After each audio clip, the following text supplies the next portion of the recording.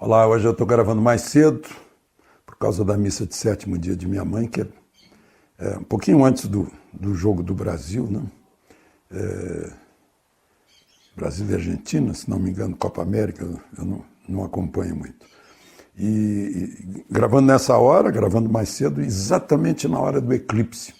É interessante que eu li num jornal que o repórter vai entrevistar um astrônomo para o astrônomo explicar o que é um eclipse, né? Coisa que a gente aprendia lá no primário. Agora um astrônomo é que tem que explicar que a Lua passa entre o Sol e a Terra, né?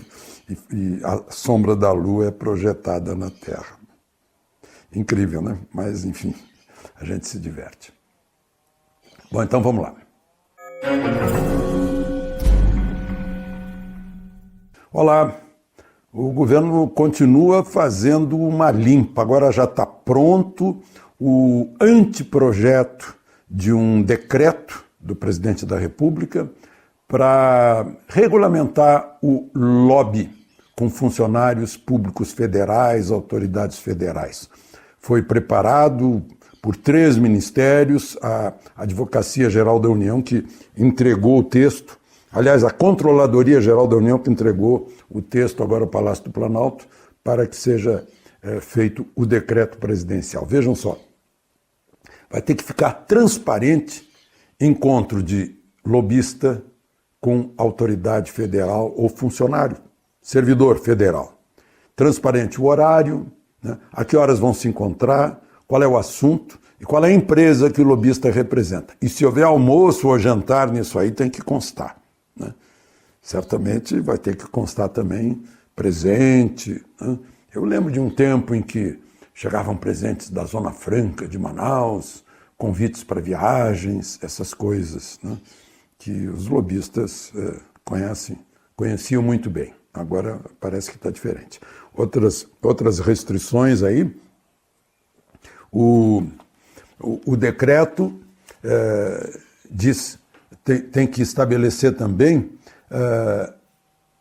exatamente ficar o registro do encontro, porque se no ano que vem alguém quiser saber quais são os contatos de uma determinada empresa com o governo, aperta lá no site apropriado e vai saber todas as vezes que um representante da empresa esteve conversando com alguém do governo federal. Claro que vocês hão de lembrar, né, dos depoimentos, das colaborações premiadas, das pessoas contando que o determinado representante da determinada empreiteira conversou com o ministro da Fazenda, com o presidente do BNDES, com fulano, beltrano dentro do governo, né, que o deputado, senador foi lá em nome do partido falar com a empreiteira, né? Isso tudo precisa ficar registrado agora, e se não houver esse registro, vai haver punição. A propósito dessa moralização, né, desse novo tipo de governar, se descobriu até agora que está aí uns 80 e poucos apartamentos federais em situação irregular, sendo que em 35 as pessoas ainda estão ocupando. Tinha um cargo de confiança que dava direito a um apartamento, né? E ainda estão ocupando, já perderam o cargo de confiança, houve uma limpeza aí do desaparelhamento que ainda não terminou, né? E muita gente ainda continua morando no apartamento por conta de você, dos seus impostos que você paga. Agora, se você der uma olhada em reportagens feitas na Dinamarca, nos países nórdicos em geral, né, nos países escandinavos, vai ver que nem ministro da Corte Suprema tem direito a morar. Por quê? Porque ele já está ocupando o cargo. Morar é problema dele, o carro tem que ser dele, né? Porque ele é um servidor do público e o público o sustenta, portanto tem que respeitar esse público que o sustenta. Ele se decidiu pela carreira de servidor, né? Então aceitou o cargo que também tem o encargo. Ele tem autoridade, ele é respeitado, ele é uma autoridade que representa o Estado, isso é muito importante, né? A Itália tem toda aquela coisa latina, mas o funcionário que é do Estado, ele é um representante do Estado e, como tal, é respeitado. Né? Aqui no Brasil são essas coisas aí. Coisas estranhas acontecem nesse país. Né? Hoje mesmo, na Câmara Federal, ainda está correndo um interrogatório do ex-juiz Sérgio Moro, ministro da Justiça e da Segurança Pública, né? Que condenou os corruptos, que esteve à frente do maior combate a maior onda de corrupção que talvez tenha se visto no planeta Terra, né?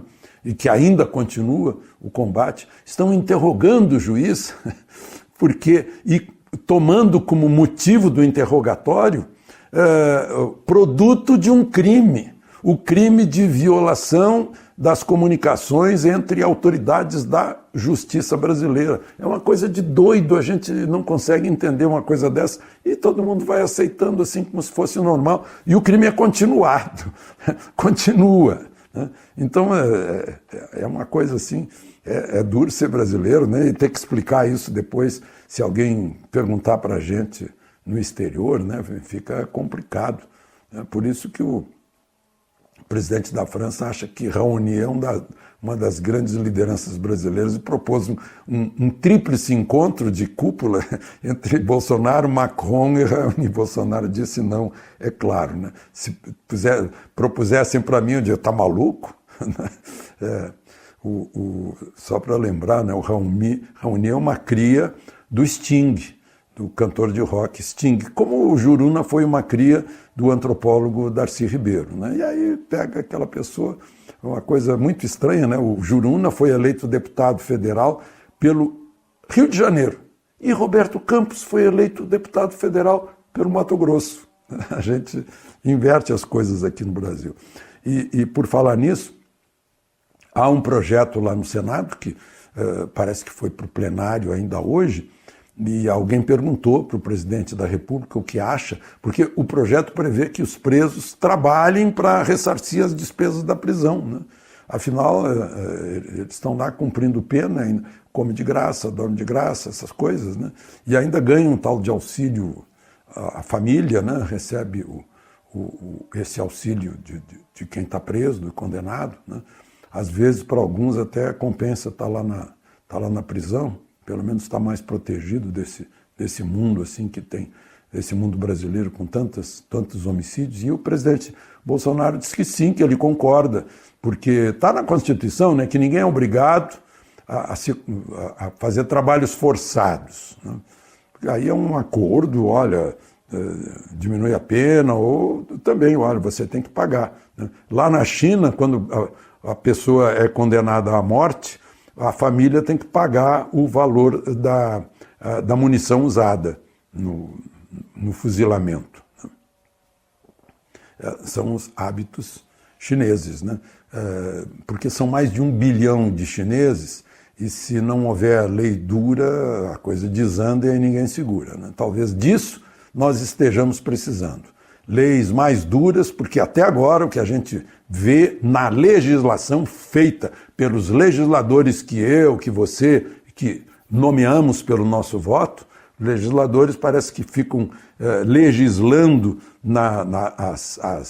as leis penais de olho assim no futuro deles, né? Puxa, se um dia me pegarem, qual vai ser a saída? Então eu vou pôr isso aqui. Recursos e mais recursos, né? Os advogados adoram recursos atrás de recursos. E tem gente que faz acordo, né? Acordo de milhões. Parece que tem um acordo de 860 milhões para defender um determinado condenado, né? E que aí tem que haver recurso, mais recurso para justificar o contrato, né? E para zerar o contrato, porque senão vai ficar saldo aí nesse contrato de muito dinheiro. Bom, e outra coisa ainda nessa área do penal, né, do Código de Processo Penal, dos julgamentos. Imagina que a defesa de Lula agora, a propósito, está pedindo o afastamento do que foi presidente do Tribunal Revisor, do TRF4, Tribunal Regional Federal 4, lá de Porto Alegre, o desembargador Thompson Flores, que é uma pessoa assim da maior lisura, né, da maior dedicação às leis e à justiça. Né. Já pediram para afastar o juiz de primeira instância, agora pede para afastar o presidente do Tribunal de Recurso. Né. Daqui a pouco vão pedir para afastar o Fachin, que é o relator da Lava Jato, né? É uma coisa incrível, é uma inversão de valores nesse país, né?